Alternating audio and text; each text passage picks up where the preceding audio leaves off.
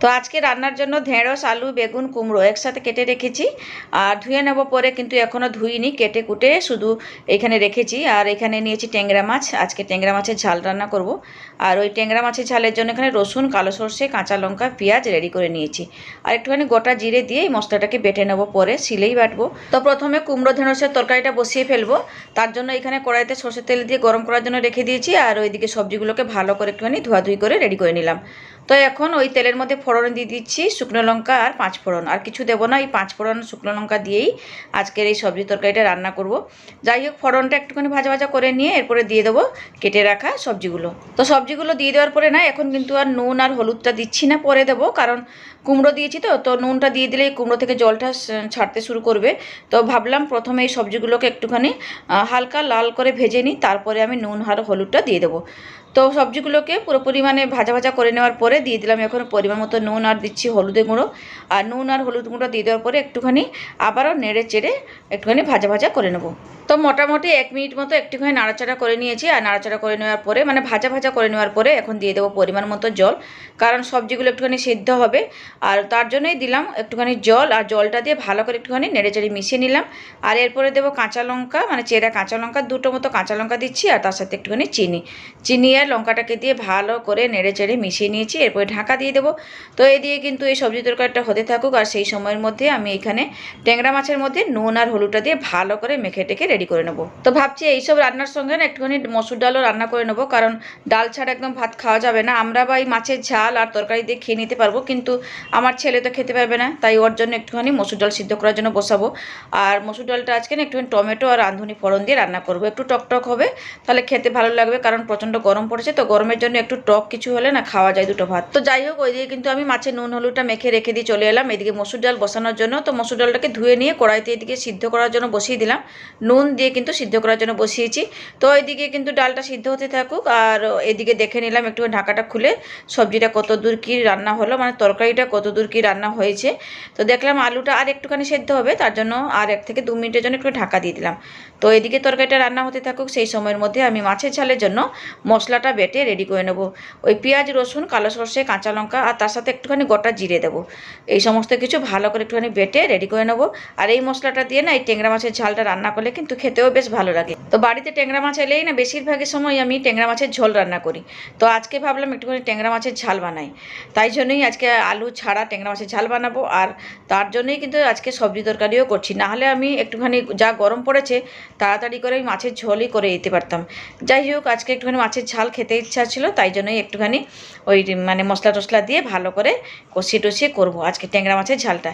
তো যাই হোক, আপনাদের সাথে কথা বলতে বলতে কিন্তু এদিকে আমি মশলাটা পুরো প্লেন করে বেটে নিয়েছি। তো মশলা বাটা রেডি, চলুন এখন আমি দেখে নেবো ওইদিকে তরকারিটা কত দূর কী রান্না হলো। আর আমি কিন্তু এখানে গ্যাসটাকে কমিয়ে কমিয়ে তরকারিটা রান্না করছিলাম, কারণ ওইদিকে আমি মশলাটা বাড়ছি, তার জন্য একটুখানি গ্যাসটা কমিয়ে রেখে এই তরকারিটাকে রান্না করে নিয়েছিলাম। তো এদিকে কিন্তু কুমড়ো, ঢেঁড়স, আলু, বেগুনের তরকারি রান্না হয়ে গেছে। তো এখন আমি বাটির মধ্যে ঢেলে নেব। তরকারিতে একটু ভাজা জিরে গুঁড়ো দিলে ভালো হয়, তো জিরে গুঁড়োটা না শেষ হয়ে গেছে, তাই দিতে পারলাম না।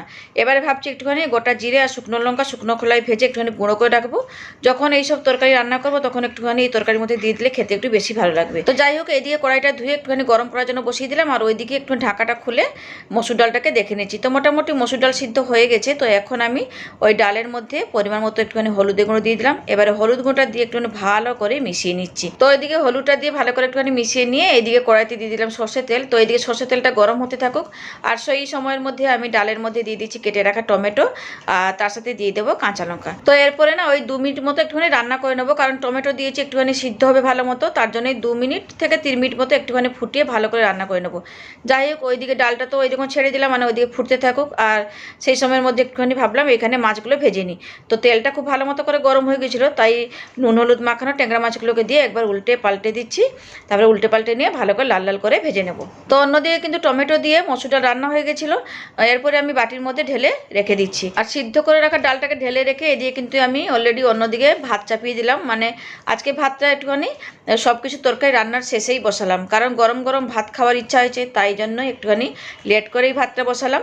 ভাবলাম প্রথমে তরকারিগুলো রান্না করে নিই, তারপরে ভাতটা বসাবো। যাই হোক, সব কিছু মোটামুটি তরকারি রান্না হয়ে এসেছে। তো এখন আমি ভাতের জলটা গরম করার জন্য বসিয়ে দিলাম। আর এদিকে কিন্তু ট্যাংরা মাছগুলো ভাজা ভাজা হয়ে গেছিলো। মাছগুলোকে ভেজে তুলে রেখে দিয়ে এরপরে ওই তেলের মধ্যে দিয়ে দিলাম বেটে রাখা মশলাটাকে 2-4 মিনিট একটুখানি ভালো করে ভেজে নিলাম, যাতে কাঁচা গন্ধগুলো চলে যায়।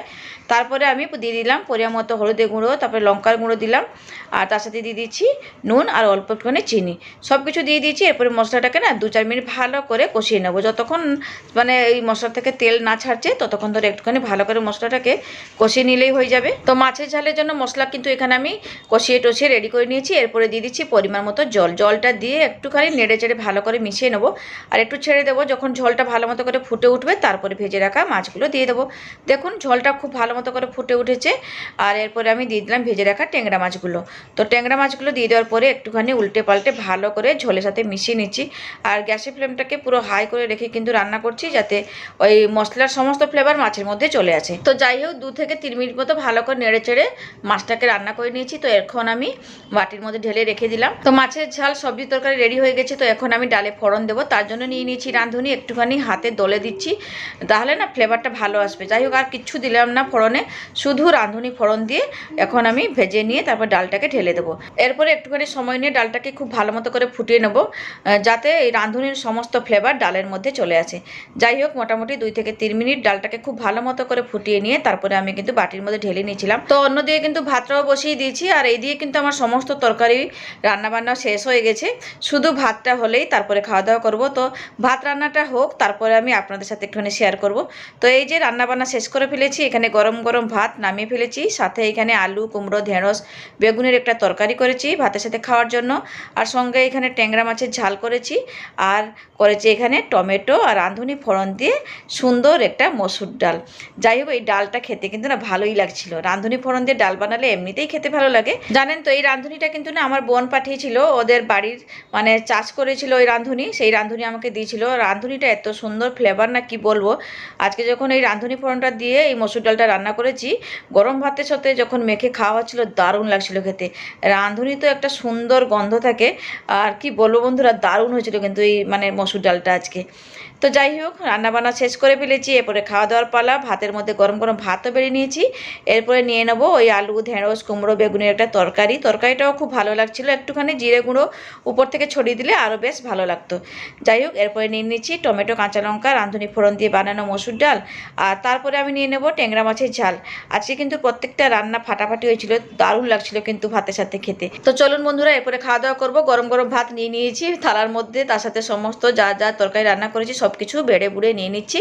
এরপরে শুধু খাওয়ার পালা, আর ওয়েট করা যাচ্ছে না, খিদাও পেয়ে গেছে। তো যাই হোক বন্ধুরা, আমার এই ঘরোয়া রান্নাবান্না মানে সিম্পল রান্নাবান্নাগুলো আপনাদের কেমন লাগে অবশ্যই কিন্তু কমেন্টস করে জানাবেন। তাহলে থাকলাম, টাটা।